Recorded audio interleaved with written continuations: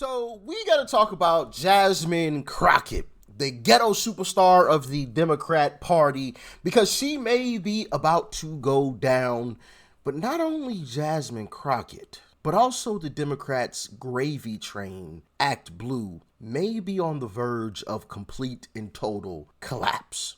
Let's get into it a little bit, because this is, if this all plays out the way that I see it playing out, yeah, JD Vance 28 or Larry Elder or whoever the Republican nominee is going to be, definitely winning in 28, winning again after that. Like, Democrats are going to have a really, really hard time ever winning again, especially considering their policies are already garbage. And then their gravy train on top of that is collapsed.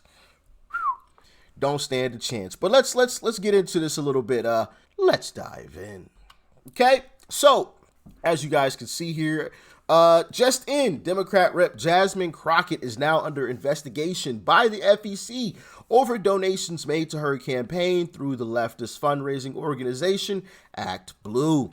Evidence reportedly shows that an individual donated to her campaign over 50 times without their knowledge, suggesting that donations were being given under false names.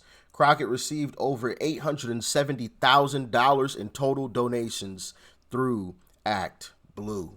Almost $1 million could potentially be fraudulent. Crazy. Crazy. This is the guy that is actually getting ready to run to unseat Jasmine Crockett. So if you're not familiar, I believe it's like the Houston, Texas area, I believe is their district. But anyway, his name is Sheldon Daniels. He's running against Jasmine Crockett. He found $16,000 from an elderly couple who had said they never donated to her. Never donated, but their names popped up and it says that they donated $16,000. Does anybody hear money laundering? Money laundering? You know? Crazy. But on the back side of that, right, to put Jasmine Crockett to the side, Act Blue itself is allegedly in quite the mess, okay? New York Times reports that Act Blue is in turmoil. Mysteriously, 7 top executives have all left in the past few weeks, several of whom had all been there more than a decade. None of them will explain on the record why they left. The last remaining lawyer at Act Blue's general counsel's office has been locked out of his email and put on leave after sending internal messages that we have whistleblower policies for a reason. 2 unions representing Act Blue employees are openly questioning the group's stability and call the situation alarming. They're demanding the hiring of an independent investigator. More than $16 billion has passed through Act Blue in the past 20 years. What could they possibly be hiding? I don't think that's a coincidence that they all just decided to up and leave all around the same time. You know, just nope, I'm out of here. Gone, coach. I ain't got nothing to do with this. You know, it's really suspicious. You guys remember when, all of the reports on how much money Kamala was raising? Oh my goodness, 24 hours, Kamala raised $80 million, which is like some insane number. 24 hours, almost 100 mil? That doesn't sound right, especially when you consider this is an individual who received basically zero support in the primaries. Zero. But check out this video. I can't be the only person who's disturbed by these figures of how much money she's raised in one day, or who also doesn't believe them. Yeah, did Kamala Harris actually raise $81 million in 24 hours? And over $100 million in 36 hours, mostly from small dollar donors, according to Democratic fundraising platform Act Blue. I mean, those numbers would be astronomical for anyone, let alone a candidate who received a whopping 844 votes in the 2020 Democratic primary. So I can understand why people are a little sus about those numbers. And looking into this, things are about to get real murky, and I am not sure if people are gonna like what I found. So I'm citing a 2023 article in the Carolina Journal. Investigation indicates ActBlue potentially laundered fraudulent political donations. An investigative journalist from North Carolina, Stephen Horn, has made a significant discovery in the Federal Election Commission database, revealing a scheme to potentially launder fraudulent political donations through multiple left-wing organizations, including ActBlue. Remember, ActBlue is the primary Democratic fundraising platform online. All right, so Horn and two other volunteers, Kelly Lane and Steve, unearthed evidence of two Raleigh residents whose names and addresses were employed to record substantial amounts of money donated to Democratic organizations. And just so everybody's aware, platforms like ActBlue are required to disclose political contributions to the FEC, including who made the donation, when they made it, their address, and the amount of the donation.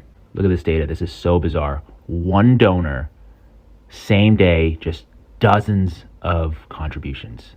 By the way, this is all public information, so you can go to the FEC website, do a search, see what you find. All right, the article goes on. However, a perplexing twist emerged when both individuals emphatically stated their inability to contribute such exorbitant sums. There was a flurry of donations made in your name. About 20 donations. Have you ever donated to ActBlue? Yeah. Okay. These donations made, do they look familiar to you at all? Not necessarily. Yeah, so you can see there's a bunch of $100 donations in your name with this address and everything.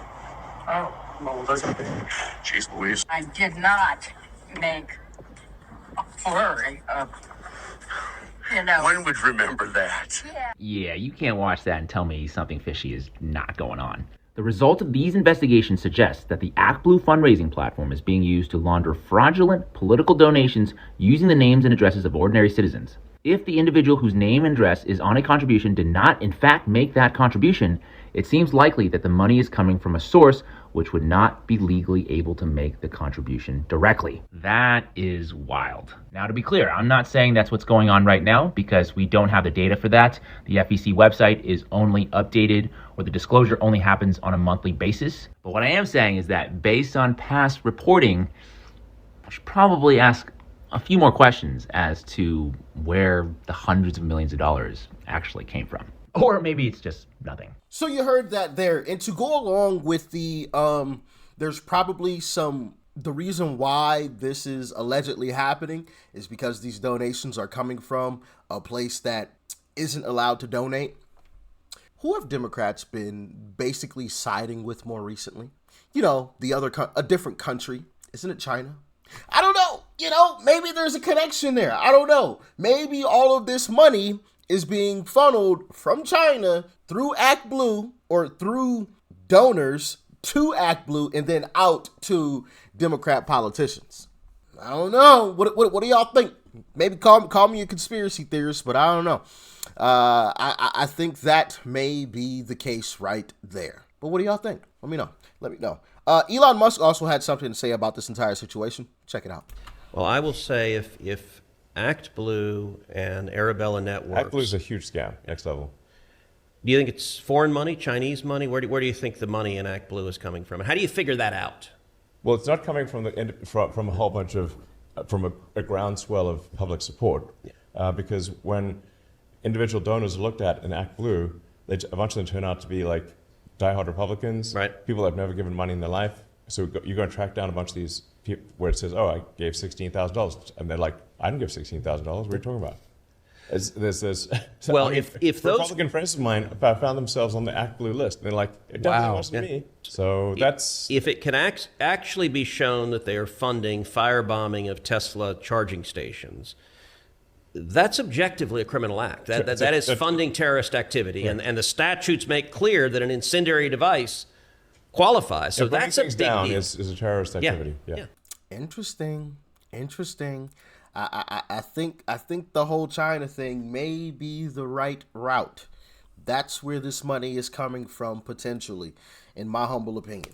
But what do you guys think? Do you guys think it's more of like a George Soros type of deal or something like that? Or, I don't know, USAID money was going through there? Or was it all of the above? Let me know. I definitely think, I think it's probably all of the above. I think it's all of the above. you know, especially when you consider some of the numbers that Kamala was raising. And I think I said this in a past video, when they kept telling us small dollar donors, it's just like, in my mind, why do you keep repeating that to me? Like, why does that matter? Why are you trying to convince me that these are small dollar donors?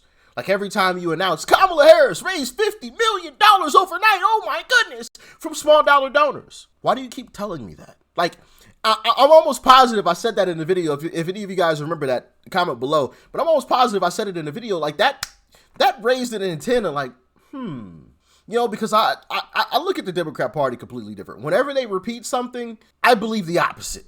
Okay?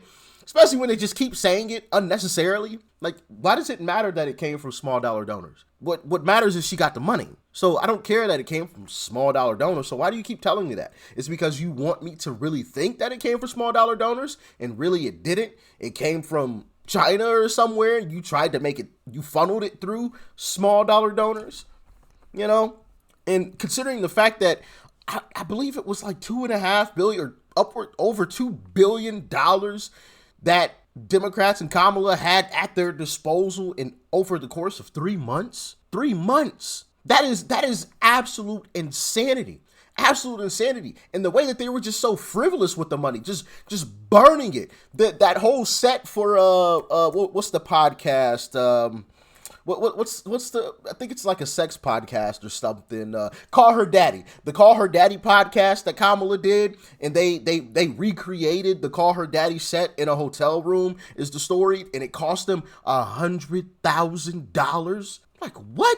You spent $100K to recreate a set? Like, you could have spent like $5,000 to make sure you just flew to her studio. Okay, it wouldn't have been 5,000, but you get what I'm saying. Like, there's a better way to spend $100,000. So the fact that they were just so willing to just blow $100,000 like it's nothing, I think says a lot as well, because they knew, well, we've got an endless gravy train of money coming in.